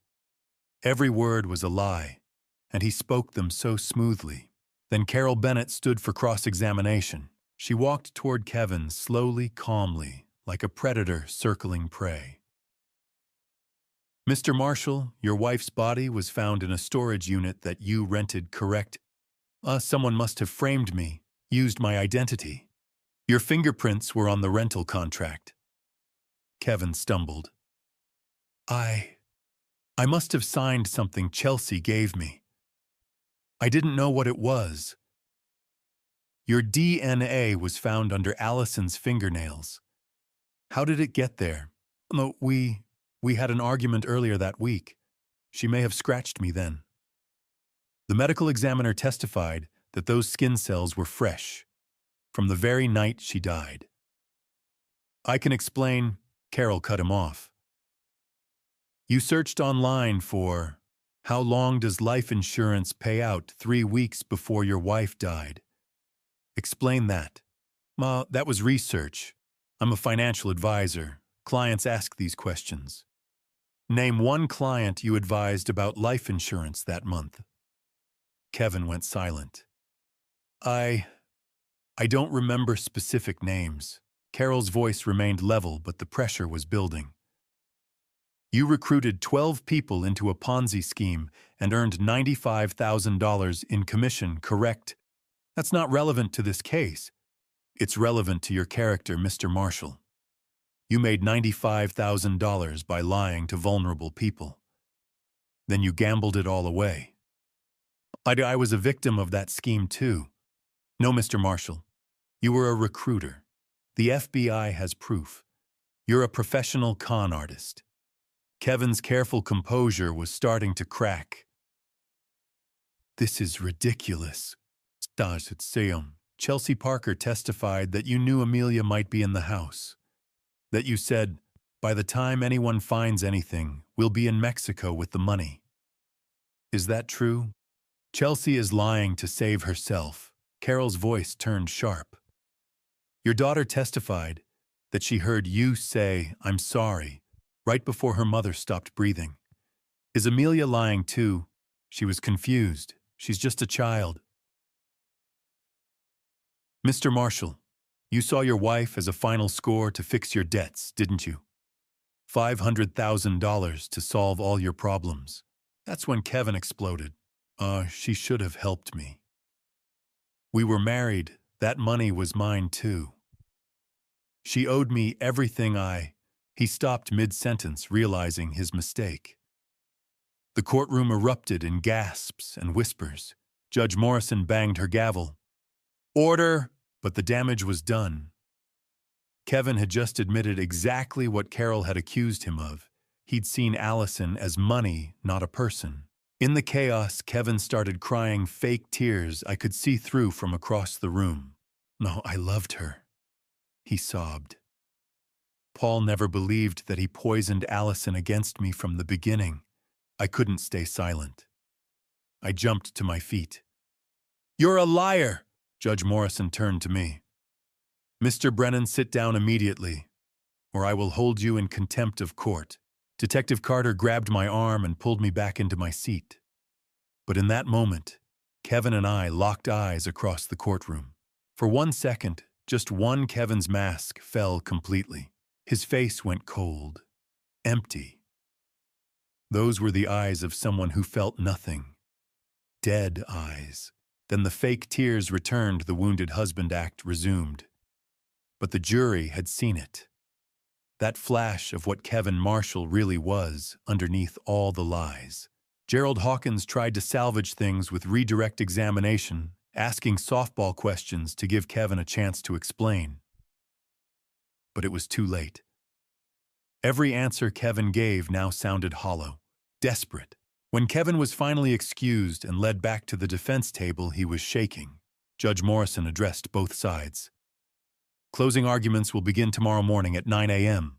Court is adjourned. As the bailiff called for everyone to rise, I watched Kevin lean over and whisper frantically to Gerald Hawkins. The panic was clear in his eyes. He knew what I knew. His lies had finally caught up with him. Hawkins shook his head at whatever Kevin was asking. No. Whatever desperate play Kevin wanted to make, it wasn't going to happen. Tomorrow, the jury would begin deliberations. And I'd spent 12 months making sure they would see the truth. The 8th day of trial. Closing arguments. The climax of a year of fighting, gathering evidence, and refusing to let my daughter's death go unanswered. Both sides would deliver their final arguments. Then we would wait. Prosecutor Carol Bennett stepped to the center of the courtroom, her voice ringing out in the silent space. Kevin Marshall planned to murder his wife for 2 months. He recruited an accomplice. He researched the payouts. He stood in that living room and took away Allison Brennan's last breath. Then he abandoned his 10-year-old daughter alone to die. For money.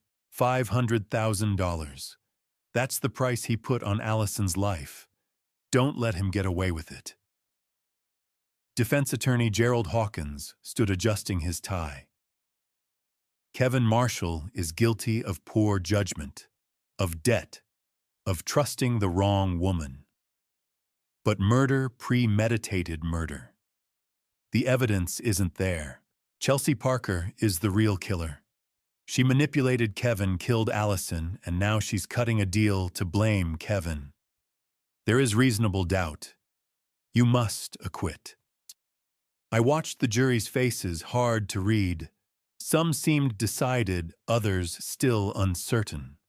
Judge Patricia Morrison struck her gavel. Before the jury deliberates, I'm allowing Mr. Paul Brennan to speak. I stepped to the stand, hands trembling, looking at the jury, then at Kevin. My name is Paul Brennan. Allison was my only daughter. For 34 years, she was the center of my world. Kevin Marshall didn't just take her life. He destroyed my granddaughter's childhood. He left a 10-year-old child to waste away alone in a closet thinking she'd been abandoned. Allison was a nurse. She spent her life saving people, healing them, and the person she trusted most ended that life for insurance money. My voice broke. I will never walk her down the aisle again, never see her grow old, never hear her laugh at my terrible jokes. Kevin took everything. I looked straight into his eyes. You won't escape this. Not while I'm breathing. And Allison, she wasn't just a victim. She was a mother who loved her child so much, she taught her how to survive even when she couldn't. That's her legacy. Not how she died, but the love she left behind. I sat down, tears falling, several jurors crying too. The jury was dismissed at 2 p.m. to deliberate. I waited with Joyce Wallace in the courthouse hallway, while Amelia stayed home with Emma. Hours crawled by like decades, 3 o'clock, 4, 5, 6. I worried, what if they don't believe us? Detective Noah reassured me they believe. I saw their faces when Kevin testified. At 8 p.m., the jury sent word they had a verdict. Everyone returned to the courtroom. The judge asked, "Has the jury reached a verdict?" The foreperson, a woman in her 50s, stood, "We have your honor." I held my breath. In the case of the state of Tennessee versus Kevin Marshall on the charge of premeditated murder resulting in death, how do you find? Her voice rang out clearly. We find the defendant guilty. The courtroom erupted. The judge continued through the other charges: conspiracy, guilty; child endangerment, guilty; all counts, guilty. I closed my eyes, tears of relief streaming down. Kevin's face showed shock, denial, fury. His lawyer immediately requested an appeal, but was denied. 2 weeks later, in early December, I returned to the courtroom for sentencing. The judge read, Kevin Marshall, you have been found guilty by a jury of taking the life of your wife, Allison Brennan, in a calculated, premeditated act for financial gain. You have shown no remorse. You left your daughter to die. You manipulated everyone around you. I sentence you to life in prison without the possibility of parole. Kevin exploded. This is wrong. I didn't. Security officers restrained him, dragging him from the courtroom as he screamed. Chelsea Parker received 25 years eligible for parole after 20. I watched Kevin being led away in chains. He looked back one last time. I didn't look away. I wanted him to see that I had won, that justice had won. Outside the courthouse, reporters swarmed, microphones thrust in my face. Mr. Brennan, how do you feel? I didn't answer, didn't need to. I walked past them to where Joyce waited with Amelia, my granddaughter. Our granddaughter now ran into my arms. Is it over, Grandpa? Yes, sweetheart, I said, holding her tight. It's over. He can never hurt anyone again. She buried her head in my shoulder. Can we go home, home? Not back to Tennessee where I used to live, not Allison's empty house, but home wherever Amelia and I would build a life together. Yes, I whispered, let's go home. 6 months after Kevin Marshall was sentenced to life in prison, people still ask me, how do you move forward after something like that? The answer is never simple. You don't move on from losing a child. You learn to carry it differently. You find new reasons to wake up each morning. For me, that reason has a name, Amelia. We built a new life together in Tennessee. I renovated my house for her, painted her bedroom soft blue, installed shelves for her books and drawings. She started 5th grade at the local elementary school. Her best friend is Emma Joyce Wallace's daughter. Every Saturday they take art classes together. Therapy with Dr. Samantha Reed continues now monthly instead of weekly. The nightmares come maybe once a month instead of every night. She laughs more. God, I treasure that sound. She still keeps her stuffed bunny but doesn't clutch it constantly. She talks about Allison openly. Grandpa, remember when Mom taught me to make pancakes? She's learning she can be happy without feeling guilty. My own healing is messier. The pain is still there, but the edges have softened. I found purpose in raising Amelia in honoring Allison's memory. Sunday dinners at Joyce's house became our tradition. I started teaching electrical work part-time again. And one Saturday morning in the garage, I found myself teaching Amelia the same way I'd taught her mother decades before. Amelia sat on a wooden stool, small hands covered in grease, face scrunched in concentration, as she studied the lamp we were fixing. She looked exactly like Allison at that age. This blue wire connects to the neutral, I explained. See? Because everything needs a path to return to right, she said. I smiled through the ache. Exactly, sweetheart. You sound just like your mom. Is that okay? That's the best thing you could possibly be. We worked in silence before she asked, Grandpa, why does Miss Joyce help us so much they didn't have to? I set down my tools. Because your mother loved people so well, sweetheart. She took care of Joyce when Joyce's husband was sick. She was always there for everyone. And when you love people well, they love you back. Amelia frowned. But Mom's gone. How can they still love her? Love doesn't disappear when someone dies. It just grows. Like an electrical current, it keeps flowing through everyone who's connected. Her face brightened. So we're all connected, like wires. Exactly like wires.